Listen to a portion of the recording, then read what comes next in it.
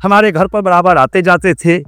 जब मैं 3 पढ़ाई कर रहा था, उन्होंने मुझे बताया कि चलो कुछ राजनीतिक और सामाजिक कार्यक्रमों में भी आप भाग लें।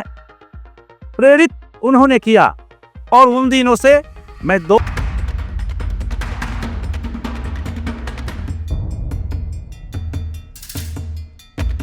आज दिनांक 9 जनवरी 2025 को स्वर्गीय रामसुंदर दास, जो हमारे बिहार के 15वें मुख्यमंत्री थे, का जन्म दिवस उन्हीं के जन्म स्थान खरीका में उन्हीं के द्वारा निर्मित रामसुंदर दास बालिका उच्च विद्यालय में उपेंद्र सिंह के नेतृत्व में मनाई गई, जिसमें मुख्य अतिथि के रूप में मंगल पांडे, दिलीप जायसवाल एवं समस्त ग्राम वासी रहे हैं। और साथ ही जब जयंती मनाने की बात हो गई तो कुछ लोगों ने कहा कि यदि इनकी मूर्ति का स्थापना हो जाती तो बड़ा अच्छा होता।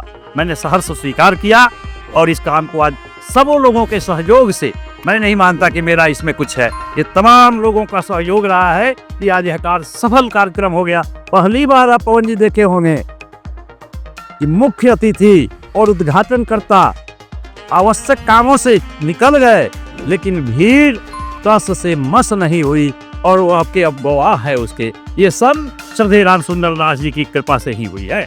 कहीं ना कहीं आप इनको राजनीतिक क्षेत्र में गुरु भी मानते हैं, तो उस चीज को लेकर के भी एक अलग ही फीलिंग, अलग ही भावना है, तो उस चीज को आप हमारे दर्शकों को कैसे बयां करेंगे?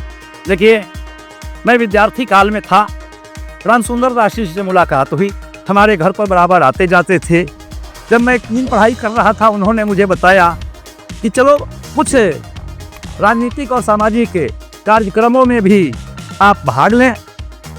प्रेरित उन्होंने किया और उन दिनों से मैं 2 सब्जेक्ट से MSc हूँ। मैथमेटिक्स और फिजिक्स मेरा सब्जेक्ट रहा है, फिर भी कभी नौकरी की मैंने लालसा नहीं की और राजनीति में कदम उनके साथ और राम बहादुर बाबू थे, दोनों के साथ मैंने आगे बढ़ा और आज स्वर्गीय उन्हीं के प्रेरणा से मैं बहुत कुछ हूँ। राजनीति को गुरु हमारे हैं ही, राजनीति की पाठशाला उन्हीं के यहाँ से शुरू की थी और ये करने के बाद भी मैं मानता हूँ कि मुझे अभी और कुछ इनके लिए करना है। ये है गांव और समाज के लिए धरोहर हैं।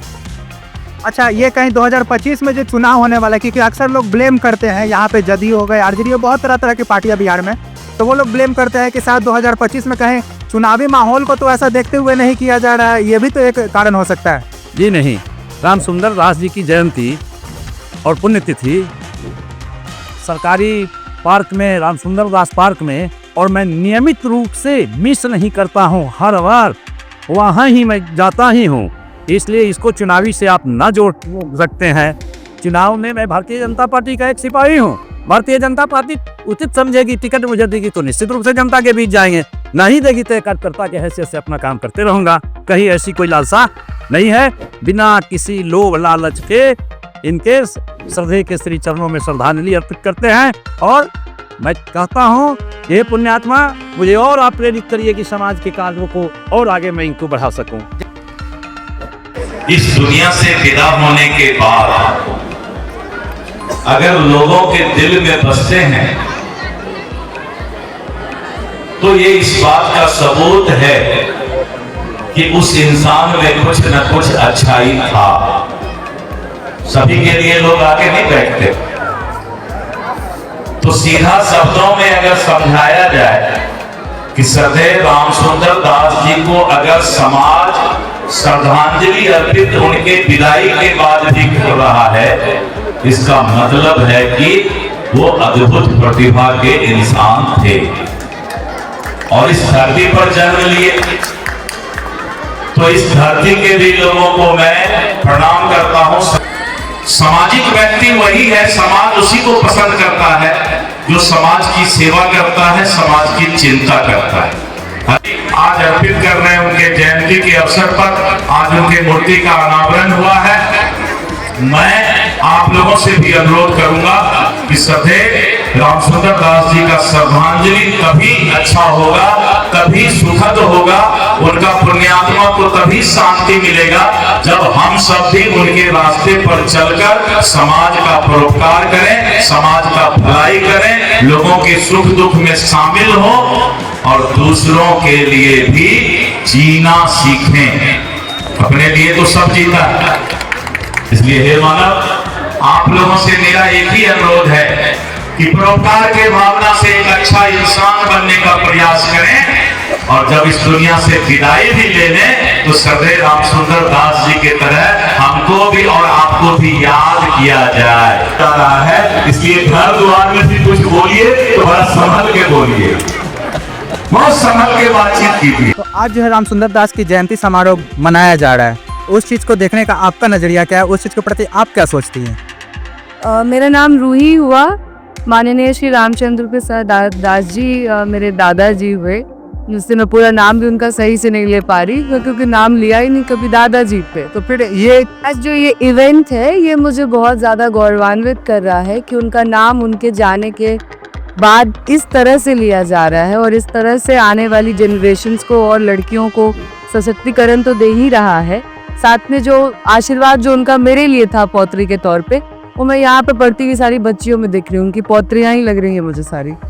ऐसे बहुत सारे इंस्टीट्यूशन उन्होंने खोले महिलाओं के लिए, स्कूल जो अभी आप देख रहे हैं जहाँ आप हैं, रामसुंदर दास बालिका उच्च विद्यालय, एक बगल में आप चले जाइए गोला बाजार कानपुर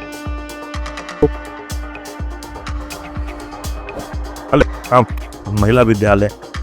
उनकी सोच महिलाओं के प्रति, आज हम लोग महिला सशक्तिकरण की बात करते हैं, लेकिन महिला सशक्तिकरण के लिए कोई काम, ठोस उपाय हो, कोई कार्य किया जाए। ये बापू जी जो हैं आज से 40 साल 45-50 साल, राजनीति में तो उनकी एंट्री बहुत पहले हो गई थी 50 के दशक में, लेकिन ये उनकी सोच थी और ये उस सोच का ये वो पूर्ण जब हुआ जब इन्होंने ये स्कूल का और कॉलेज का और दिगवारा में बहुत सारे ऐसे हैं जहाँ के वो ट्रस्टी में रहे हैं। तो इस तरह का ये कार्यक्रम जो है आयोजन जो हमारे उपेंद्र कुमार सिंह जी ने रखा यहाँ इस स्कूल में, वो बहुत धन्यवाद के उनको तहे दिल से हृदय से उनको धन्यवाद मैं देता हूँ कि इस तरह का आयोजन किया और उनकी दास जी के कृतित्व और व्यक्तित्व के बारे में चर्चा की। क्योंकि 2025 में जो है कि चुनाव भी होना है, तो कहीं ये एक चुनावी आयाम को तो साधने की कोशिश नहीं की जा रही है? नहीं नहीं नहीं नहीं, कतई नहीं, कतई नहीं। रामसुंदर दास जी तो सर्वमान्य नेता थे, ऐसा कोई किसी पॉलिटिकल पार्टी के वो नेता ही नहीं थे। वो आप कह सकते हैं जदयू के भी, जो उनके सारे मित्र हैं जो जदयू से जुड़े हुए थे अंत तक, मृत्यु काल तक, और बीजेपी के हों चाहे कांग्रेस के हों या लोजपा के, जो भी आपके बिहार की पार्टियां हैं, दास जी सभी दलों में उतने ही लोकप्रिय थे और दास जी के सारे मित्र कहीं ना कहीं सभी दलों में हैं। इसलिए इसको चुनावी परिप्रेक्ष्य के रूप में देखना कतई मतलब ठीक नहीं होगा। मैं समझता हूँ ये गलत। मेरा नाम मृत्युंजय कुमार है, मैं भारतीय प्रशासनिक सेवा का पदाधिकारी हूँ, 2014 बैच है हमारा।